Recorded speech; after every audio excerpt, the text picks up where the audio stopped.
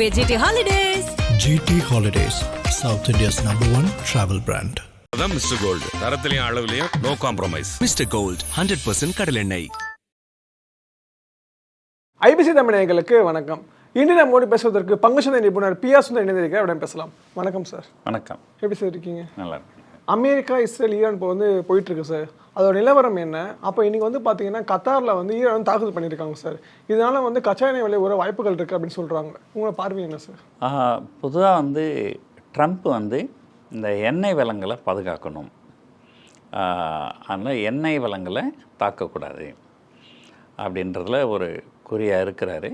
But இருந்தாலும் Israel Iran மேலே ஒரு போர் தொடுக்கும்போது சில எண்ணெய் சார்ந்த இடங்களை சில இடத்துல குறி வச்சு தாக்கியிருக்கிறாங்க. அது அவங்க தெரிஞ்சும் செஞ்சுருக்கலாம் அல்லது தெரியாமலும் செஞ்சுருக்கலாம். ஆனால் ஈரான் என்ன பண்ணுறாங்க, இதுக்கு பதிலடியாக அவங்க கத்தாரில் இருக்கிற எண்ணெய் வளங்களை தாக்க ஆரம்பித்தாங்க. இந்த பயத்தினால குரூட் ஆயில் விலை ரொம்ப அதிகமாக ஏறி போச்சு. கிட்டத்தட்ட கடந்த 24 மணி நேரத்தில் கிட்டத்தட்ட 15%, அதனுடைய ஹை பாயிண்டில் கிட்டத்தட்ட 20% கூட ஏறிச்சு. கொஞ்சம் இறங்கி ஒரு 15% கூடுதலாக இருக்குது. இது நடந்த உடனே ட்ரம்ப் ஒரு தெளிவுபடுத்திட்டார்.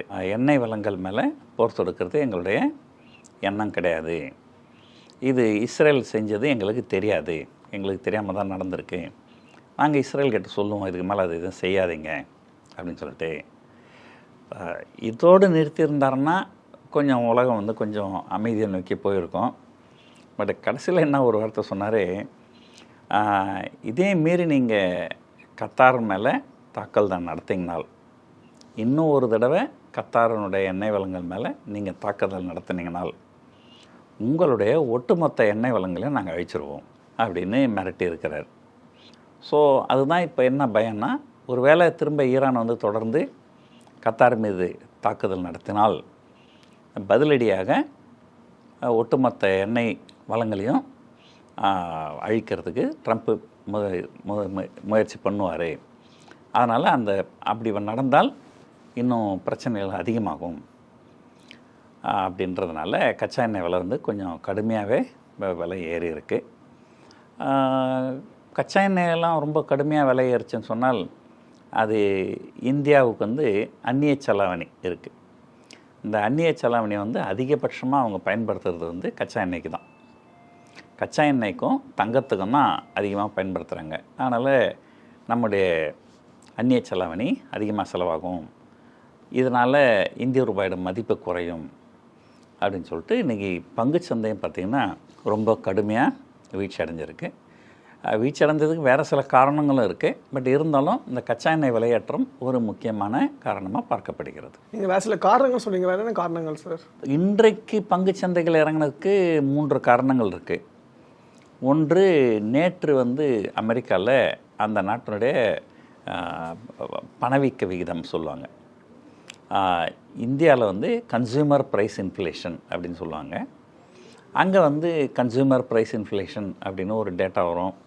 அதுக்கப்புறம் பர்சனல் கன்சம்ஷன் எக்ஸ்பெண்டிச்சர் அப்படின்னு ஒரு டேட்டா வரும். அப்புறம் ப்ரொடியூசர் ப்ரைஸ் இண்டெக்ஸ் டேட்டான்னு ஒரு டேட்டா வரும். அது எல்லாமே சுற்றி அந்த இன்ஃப்ளேஷன் அது சம்மந்தப்பட்ட செய்திகள் தான். நேற்று இரவு அங்கே வந்த இன்ஃப்ளேஷன் டேட்டா ரொம்ப மோசமாக இருந்தது. இதனால் விலைவாசி ரொம்ப அதிகமாகிடும் அப்படின்னு பயப்படுறாங்க. பொருட்களுடைய விலையெல்லாம் அதிகமாக ஏறிடும். அதனால் வட்டி விகிதங்கள் இப்போதைக்கு குறைக்கப்பட மாட்டாது அப்படின்னு எதிர்பார்க்குறாங்க. பொதுவாக இந்த மாதிரி இன்ஃப்ளேஷன் டேட்டா கொஞ்சம் மோசமாக வந்ததுனால் பங்குச்சந்தைகள் இறங்கும். ஆனால் நேற்று அமெரிக்க பங்குச்சந்தைகள் இறக்கம் கண்டிருந்தது. ஒன்று. ரெண்டாவது, பொதுவாக வட்டி விகிதங்கள் எப்போல்லாம் குறைகின்றதோ அப்போல்லாம் தங்கத்தோட விலை ஏறும். பொதுவாக என்ன நடக்கும்னா, ஒரு நாட்டில் ஒரு போர் அப்படின்னு வந்ததுனால் பொருளாதார சீரழியும். பொருளாதாரத்தை ஊக்குவிக்கிறதுக்காக வட்டி விகிதங்களை குறைப்பாங்க. வட்டி விகிதங்கள் குறைஞ்சால் தங்கத்தோட விலை ஏறும். இப்போது அந்த பொருளாதாரம் நலிவடையில், ஆனால் அங்கே வட்டி விகிதங்கள் ஏற்றத்தில் இருக்கும், விலைவாசி ஏற்றம் அதிகமாக இருக்கும். அதனால் வட்டி விகிதங்கள் அதிகமாக இருக்கும் அப்படின்னு சொல்லிட்டு தங்கமும் வந்து பெருமளவு இன்றைக்கி சரிஞ்சிருக்கு. ஏறக்குறைய 3% மேலே இறங்கியிருக்குன்னு நினைக்கிறேன். பொதுவாக போர் காலகட்டங்களில் தங்கம் விலை ஏறும். ஆனால் இப்போ இதுக்கு அப்படியே ஆப்போசிட்டாக தங்கத்தோட விலை கிடுகிடுன்னு இறங்குது. ஸோ இது இந்திய பங்குச்சந்தைகள் இறங்குறதுக்கு இது ஒரு முக்கிய காரணம். ரெண்டாவது முக்கிய காரணம் பார்த்திங்கன்னா இந்த கச்சா எண்ணெய். மூன்றாவது மிகப்பெரிய பிரச்சனை என்னென்னா ஹெச்டிஎஃப்சி பேங்க். அதுதான் இந்தியாவில் இருக்கிற நம்பர் 1 நிறுவனம். இந்த மார்க்கெட் கேபிட்டலைஸ்ன்னு சொல்லுவாங்க. அதுதான் ஹையஸ்ட் வேல்யூ இருக்கிற கம்பெனி இந்தியாவில். அந்த நிறுவனத்தினுடைய தலைவர் இந்த கம்பெனியினுடைய சில கொள்கைகள் என்னுடைய சொந்த கொள்கைகளோடு ஒத்துப்போகவில்லை, அதனால் நான் ராஜினாமா செய்கிறேன் அப்படின்னு நேற்று இரவு ராஜினாமா பண்ணிட்டார். அப்போது எல்லாருக்குமே ஒரு டவுட் என்னென்னா, இப்போ நீங்கள் ஒரு கம்பெனியில் வேலை செய்கிறீங்க, என்ன பெருசாக உங்களுக்கும் உங்கள் கம்பெனிக்கும் கொள்கையில் மாறுபாடு இருக்க போகுது. அப்போ ஒரு தனி மனிதனாக நம்ம எப்போவுமே நேர்மையாக இருப்போம். ஒரு வேளை கம்பெனி வந்து நேர்மை இல்லாமல் ஏதாவது செய்கிறாங்களோ, ஒரு வேளைங்க ஏதோ ஃப்ராட் ஏதோ நடக்குதோ, அதுக்கு நம்மளை உடன்பட சொல்கிறாங்களோ அப்படின்னு வந்தால் மட்டும்தான் நம்முடைய கொள்கைக்கும் கம்பெனியோட கொள்கைகளுக்கும் மாறுபாடு வரும். இப்போ இவர் பொதுவாக வந்து இந்த மாதிரி மிகப்பெரிய நிறுவனங்களில் அல்லது மிகப்பெரிய அளவில் அரசியல் தலைவர்களோ இருக்கிறவங்க வந்து இந்த மாதிரி ரிசைன் பண்ணணும், ஏதாவது பிரச்சனை வந்தாலுமே அவங்க வந்து என்ன காரணம் அப்படிங்கிறத ஓப்பனாக சொல்லாமல் ஏதோ பர்சனல் காரணங்களுக்காக நான் பதவி விலகிறேன் அப்படின்னு ஒரு கௌரவமாக சொல்லிட்டு போயிடுவாங்க. பொதுவாக வந்து எப்பவுமே வரலாற்றில் அப்படி தான் இருக்கும். ஒரு உதாரணத்துக்கு ஒரு மினிஸ்டர் இருக்கார். அந்த மினிஸ்டர் வந்து ஏதோ ஒரு லஞ்ச புகாரோ ஊழல் புகாரோ ஏதோ இருக்குது. சீஃப் மினிஸ்டர் வந்து அவரை ரிசைன் பண்ண சொல்கிறாரு. அவங்கள கூப்பிட்டு நீங்கள் ரிசைன் பண்ணிடுங்க, நாங்களாம் உங்களை வேலையை விட்டு தூக்கணும், நல்லா இருக்காது அப்படின்னாங்க. அப்புறம் அது போல் அந்த மினிஸ்டர் என்ன பண்ணார், என் மேலே லஞ்ச புகார் வந்துருக்குது அதனால் நான் ரிசைன் பண்ணுறேன்னு சொல்லுவார். அப்படி சொல்ல மாட்டாங்க. எனக்கு உடல்நிலை சரியில்லை, நான் வந்து குடும்பத்தை பார்த்துக்கணும்னு நினைக்கிறேன், இல்லை கட்சி பணிகளை பார்க்கணுன்னு நினைக்கிறேன், அதனால் எனக்கு இந்த மினிஸ்டர் பதவி வேண்டாம், நான் ரிசைன் பண்ணுறேன் அப்படின்னு தான் சொல்லுவாங்க. ஆனால் முதல் முறையாக இந்த ஹெச்டிஎஃப்சி பேங்க்கோட சேர்மன் வந்து என்னுடைய கொள்கைகளுக்கும் நிறுவனத்தினுடைய கொள்கைகளுக்கும் ஒத்து போகலை, அதனால் என்னால் இந்த பதவிகளை தொடர முடியாது அப்படின்னு சொன்னார். இதனால் இந்த ஹெச்டிஎஃப்சி பங்குகள் மட்டும் அமெரிக்காவிலையும் வர்த்தகமாகிறது. நேற்று இரவு அமெரிக்காவில் வந்து அந்த பங்கு வந்து கிட்டத்தட்ட ஒரு 7.5% இறங்கியிருந்தது. அதாவது இந்தியாவில் இருக்கின்ற நம்பர் 1 நிறுவனம் 7.5% இறங்கியிருக்கு அமெரிக்காவில். அப்படின்னும்போது இங்கே வந்து பிரச்சனை பெருசாக தான் இருந்தது. சராசரியாக 3% அப்படிங்கிற அளவுக்கு பங்குகள் எல்லாமே இறங்கியிருக்கு. சார் இப்போ இந்த சமயத்தில் வந்து பார்த்தீங்கன்னா ஷேர் மார்க்கெட் ஃபுல்லாக டவுன் ஆகல சார். நிறைய பேர் நினச்சிக்கிட்டு இருக்காங்க இந்த சமயத்தில் நம்ம எப்படி சம்பாதிக்கலாம் அப்படின்னு யோசிச்சுக்கிட்டு இருக்காங்க சார். அவங்களுக்கு நீங்கள் சொல்கிற அட்வைஸ் என்ன சார் சொல்லுவீங்க? பொதுவாங்க நம்மக்கிட்ட ஒரு சேமிப்பு இருக்குது. அந்த சேமிப்பில் ஒரு பகுதியை நம்ம முதலீடு பண்ணுறோம். நம்ம அதை வந்து தொடர்ந்து முதலீடு பண்ணணும். ஏதோ ஒரு காலகட்டத்தில் அதீதமான லாபம் வருது அப்படின்னு சொன்னால் அதில் நம்ம ப்ராஃபிட் புக்கிங் பண்ணலாம். அதை விட்டுட்டு நான் வந்து லாபம்தான் பண்ணி ஆகணும் இப்போ அப்படின்னு சொன்னாக்கா, இப்போ இவ்வளோ இறங்கிச்சுங்க, இப்போ வாங்கினா லாபம் வருமா அப்படின்னா அது இன்னுமே இறங்கினாலும் இறங்கும். அது வந்து யாராலையும் சொல்ல முடியாது. அதனால் வந்து ஒரு மாதம் மாதம் ஒரு தொகை எஸ்ஐபி முதலாக தொடர்ந்து வந்து மியூச்சுவல் ஃபண்ட் மூலமாக முதலீடு பண்ணுறது தான் ஒரு சிறந்த முதலீடாக இருக்குமே தவிர, மறுபடியும் இது வந்து ஒரு ஆப்பர்ச்சுனிட்டி அப்படின்னு சொல்லிட்டு நீங்கள் பண்ண முடியும். ஒரு உதாரணத்துக்கு பார்த்திங்கன்னா, ஒரு 3 நாளைக்கு முன்னாடி தொடர்ந்து பங்குகள் இறங்குச்சு. அதோட கடந்த 3 நாட்களாக தொடர்ந்து பங்குகள் ஏறிச்சு. 3 நாட்களாக எவ்வளோ ஏறிச்சோ அவ்வளோ சேர்த்து வச்சு இன்றைக்கி ஒரே நாளில் இறங்கிடுச்சு. அது ஏற்ற இறக்கத்துக்கு உட்பட்டு தான் இருக்கும். சரி, இப்போ நீங்கள் சொல்லியிருந்தீங்க அங்கே வந்து அந்த ஊரில் வந்து பார்த்தீங்கன்னா கச்சாவோட விலை ஏறி இருக்குது அப்படின்னு சொல்லியிருக்கீங்க. அதோட தாக்கம் இந்தியாவில் ரிஃப்ளெக்ட் ஆகுமா சார்? இந்தியாவிலையும் வந்து கச்சாவோட விலை ஏற வாய்ப்புகள் இருக்கா சார்? பெட்ரோல் விலை, டீசல் விலை ஏறதுக்கு வாய்ப்புகள் இருக்கா? அதாவதுங்க, கச்சா எண்ணெய் வாங்குகிறாங்க, அதை வாங்கி அதை சுத்திகரித்து தான் அவங்களுக்கு பெட்ரோல், டீசலு, மண்ணெண்ணெய் எல்லாமே கிடைக்குது. இப்போ நியாயமாக பார்த்தா கச்சா எண்ணெய் விலை ஏறினால் இங்கே பெட்ரோல், டீசல் விலை ஏறணும். பொதுவாக அப்படி தான் ஒரு சிஸ்டம் இருந்தது காங்கிரஸ் பீரியடில். இப்போ இங்கே பிஜேபி வந்ததுக்கப்புறம் என்ன பண்ணிட்டாங்க, அங்கே விலை குறையும் போது இங்கே விலை குறையணும், அங்கே விலை ஏறும்போது இங்கே விலை ஏறணும். ஆனால் அங்கே விலை குறையும் போது இவங்க குறைக்கலை. இவங்க என்ன பண்ணிக்கிறாங்க, அரசாங்கத்தினுடைய வரிகளை ஏற்றி இங்கே வந்து ஒரே அளவில் வச்சுருந்தாங்க. அது என்னென்னா வந்து இப்போ கச்சா எண்ணெய் விலை ஏற இங்கே விலையை ஏற்றிட்டு இப்போ பெட்ரோல் ஒரு 100 ரூபாய் கிட்ட வந்துருச்சு. அப்புறம் கொஞ்சம் நல்லா 100 ரூபாய் கொடுத்து வாங்கி பழக்கப்பட்டுச்சு மக்களுக்கு. அப்போ என்ன நினைப்பாங்க, இப்போ திடீர்னு கச்சா எண்ணெய் விலை இறங்குதுன்னா நம்ம எதுக்கு விலை இறக்கணும், மக்கள் தான் பழகிட்டாங்கல்ல, 100 ரூபா கொடுத்து பழகிட்டாங்கல்ல, கொடுக்கட்டும் அப்படின்னு சொல்லிட்டு அந்த வரிகளை இறக்குமதி வரி அதை வந்து ஏற்றி விட்டுட்டாங்க. இப்போது உலகத்தில் கச்சா எண்ணெய் விலை கொஞ்சம் ஏறுது.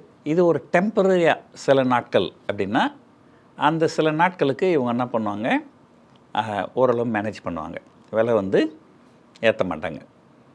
அதனால் ஏதாவது நஷ்டம் வந்ததுன்னா அந்த நஷ்டத்தை ஆயில் மார்க்கெட்டிங் கம்பெனிஸ்னு சொல்லுவாங்க, அவங்க தலையில் கட்டிடுவாங்க, அவங்களுடைய லாபம் வந்து கொஞ்சம் குறைஞ்சிரும். ஒருவேளை இன்னும் கொஞ்சம் நீண்ட காலத்துக்கு சில மாதங்களுக்கு இந்த மாதிரி கச்சா எண்ணெய் கூடுதலாகவே இருந்தால் ஒருவேளை அந்த இறக்குமதி வரியை வந்து கொஞ்சம் குறைச்சி அதனால் மக்களுக்கு ஒரு சுமை ஏற்படாமல், ஏன்னா ஒரு 100 ரூபாய் அப்படிங்கிறது வந்து ஒரு ரவுண்ட் ஃபிகர், அது ஒரு சைக்காலஜிக்கலி ரெசிஸ்டன்ஸ் ஃபிகர்.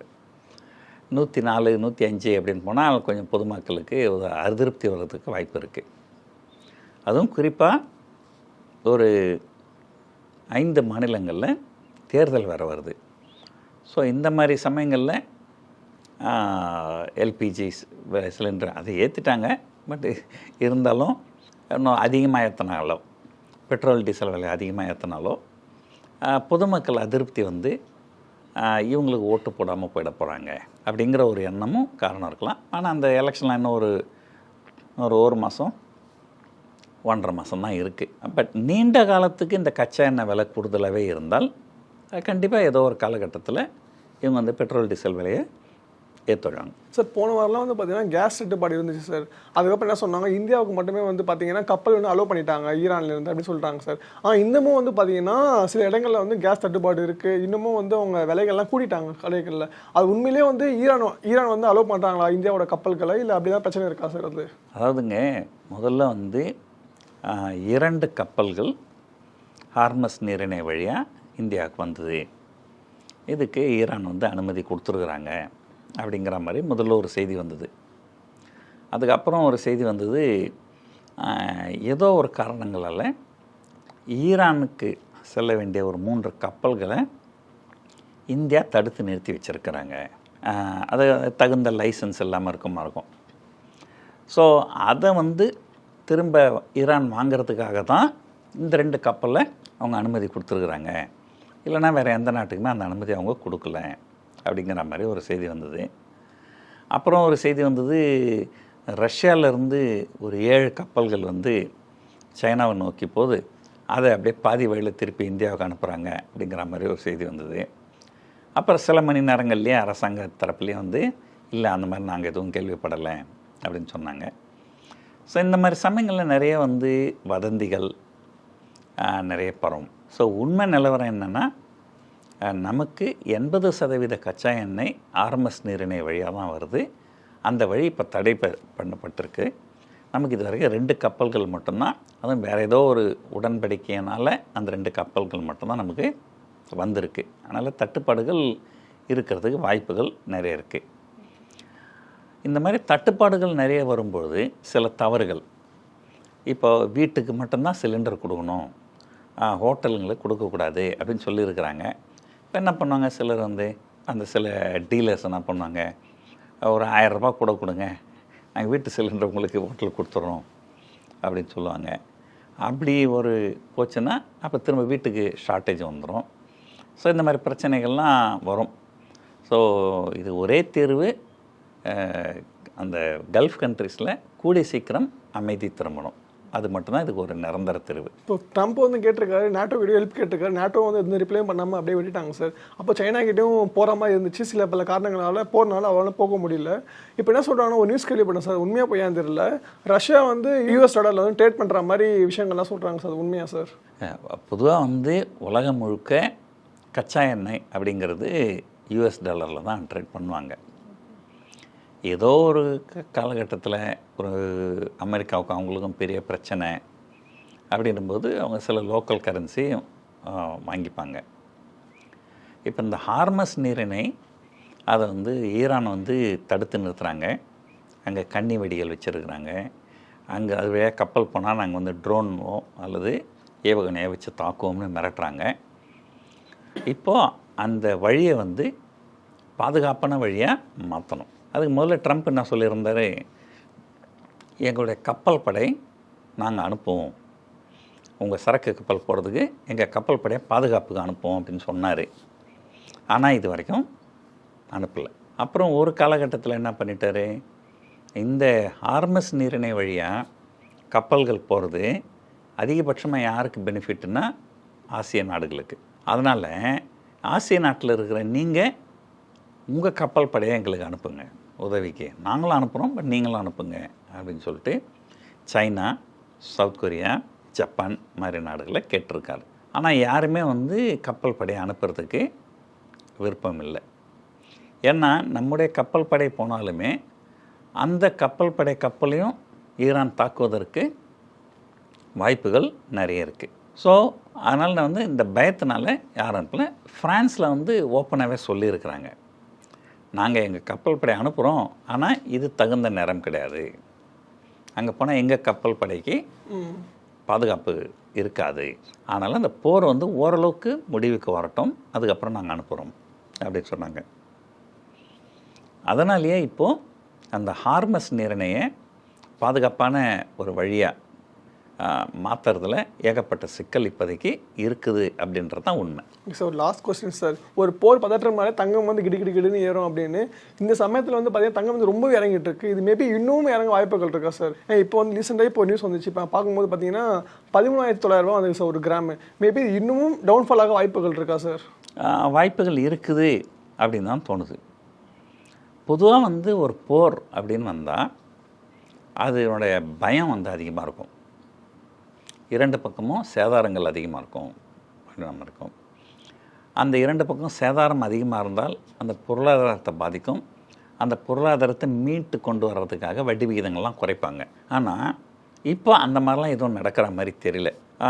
ஈரான் பொறுத்த வரைக்கும் இது முதல்ல போரா அப்படின்னு கேட்டினாலே வந்து ஒரு சந்தேகமாக தான் இருக்குது. ஏன்னா ஈரான் வந்து விமானப்படை, கப்பல் படை எல்லாத்தையும் வந்து ஆல்ரெடி கம்ப்ளீட்டாக அழிச்சிட்டாங்க. இப்போதைக்கு இந்த கொரில்லா தாக்குதல் அப்படின்னு சொல்லுவாங்க, ஒருத்தரை நம்ம நேரடியாக வந்து முழு மூச்சாக அவங்களால போட்டியிட முடியாது, சண்டையிட முடியாதுன்னா அங்கங்கே அப்பப்போ இப்போ ஒரு சின்ன சின்ன தாக்குதல் பண்ணிட்டு வருது. அந்த மாதிரி தான் இப்போ ஈரான் என்ன பண்ணுறாங்க, அவங்க போரே புரியல, அவங்க விமானப்படையே இல்லை, அவங்ககிட்ட எல்லாத்தையும் அழிச்சிட்டாங்க, கப்பல் படையை அழிச்சிட்டாங்க. இவங்க என்ன பண்ணுறாங்க, இந்த மிசைல்ஸும் ட்ரோன்ஸும் வச்சுருக்காங்க, அதை மட்டும் தொடர்ந்து அடிச்சின்னு இருக்கிறாங்க. அது என்னென்னா வந்து ஒரு கப்பல் படை அப்படின்னா அவங்களுக்கு வந்து ஒரு துறைமுகம் இருக்கணும், அங்கே தாங்க கப்பல்லாம் நிறுத்தும். விமானப்படைன்னு இருந்தால் அவங்களுக்கு ஓடுதளம் இருக்கணும், ஏர்போர்ட்டு, அதுவே தான் ஃபைட்டர் ஜெட்லாம் டேக் ஆஃப் ஆகும். அதெல்லாம் அழிச்சிட்டாங்க. ஆனால் இவங்க ஈரான் என்ன பண்ணுறாங்க, இந்த ஒரு குடிசை தொழில் மாதிரி ஒரு கிராமத்துலேயும் இந்த ட்ரோன்ஸை தயாரிக்கிறாங்க, ஏவுகணையெல்லாம் தயாரிக்கிறாங்க. அங்கங்கே ரூரல் ஏரியாவிலேருந்து மொபைல் லான்ச் பேட் அப்படின்னு சொல்லுவாங்க, ஒரு லாரி மாதிரி இருக்கும், அதுலேருந்தே ஏவுகணை தக்குவாங்க. இந்த மாதிரி பண்ணுறதுனால இது வந்து ஸ்கேட்டர்டாக இருக்கும். இதை வந்து ஒரு போரில் போய் இது எல்லாத்தையும் அழிக்கிறது வந்து கொஞ்சம் கஷ்டம். ஸோ அதனால தான் இப்போ வந்து அமெரிக்காவும் இஸ்ரேலும் ரொம்ப திணறாங்க, இதை எப்படி கட்டுக்குள்ளே கொண்டு வர போகிறோம் அப்படின்னு சொல்லிட்டு. இதனால் வந்து தங்கத்தோட விலை வந்து ஒரு ஏறன்னு எதிர்பார்த்தது. ஆனால் இந்த ஒருவேளை இந்த போர் கூடி சீக்கிரம் முடிவுக்கு வந்துடும் அப்படின்னு நினைக்கிறாங்களோ என்னமோ, அதனாலேயும் வந்து தங்கத்தோட விலை இறங்கலாம். இதுக்கு மேலே இறங்குமா அப்படின்னு கேட்டிங்கன்னா இங்கேருந்து பெருசாக இறங்குறதுக்கு வாய்ப்பு இல்லை, அதே நேரத்தில் பெருசாக ஏறுறதுக்கும் வாய்ப்பு இல்லை அப்படின்றது தான் எனக்கு தோணுது. ஸோ இப்போ ஒரு இதுக்கு மேலே இறங்கினாலும் அது வந்து சந்தோஷப்பட வேண்டிய விஷயந்தான். ஸோ அதே மாதிரி ஒரு சில பேர் சொல்கிறாங்க, சில சமயத்தில் வந்து அலுமினியம் வந்து கொஞ்சம் நல்லா டிமாண்ட் ஆகுது, ஸோ அலுமினியத்தில் இன்வெஸ்ட் பண்ணிங்கன்னா உங்களுக்கு நல்லா ப்ராஃபிட் கிடைக்கும் அப்படின்னு சொல்கிறாங்க சார். உங்கள் கருத்து நினச்சிருக்கா சார் இதில்? இல்லைங்க, பொதுவாக வந்து நீங்கள் ஒரு வீடு வாங்கணுன்னு ஆசைப்பட்டீங்கன்னா முதல்ல என்ன பண்ணீங்க, டி நகர், அடையார் அந்த மாதிரி இடத்துல வாங்கணுன்னு ஆசைப்படுவீங்க. அங்கெல்லாம் விலை ரொம்ப அதிகமாகிடும்.